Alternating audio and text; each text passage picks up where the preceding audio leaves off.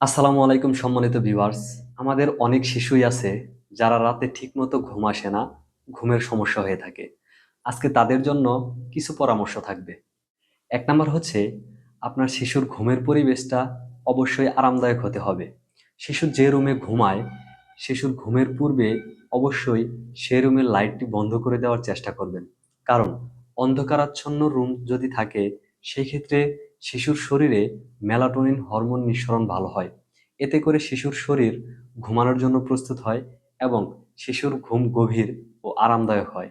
২ number হচ্ছে electronic device.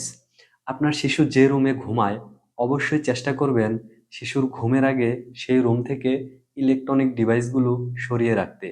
আর কমপক্ষে ১ ঘন্টা আগে শিশুকে ইলেকট্রনিক ডিভাইস দেখা থেকে বিরত রাখবেন। ৩ নাম্বার হচ্ছে খাবার। এটি খুবই গুরুত্বপূর্ণ একটি বিষয়। বিশেষ করে আপনার শিশুর খাবার তালিকায় কিছু খাবার রাখতে পারেন যে খাবারগুলোতে প্রচুর পরিমাণে মেলাটোনিন হরমোন থাকে। যেমন গরুর দুধ।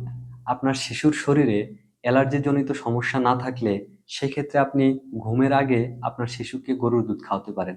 এতে করে শিশুর ঘুম ভালো হবে ইনশাআল্লাহ। আরও কিছু খাবার আছে যেমন পেস্তা বাদাম, কলা, এর মধ্যেও প্রচুর পরিমাণের মেলাটোনিন হরমোন থাকে।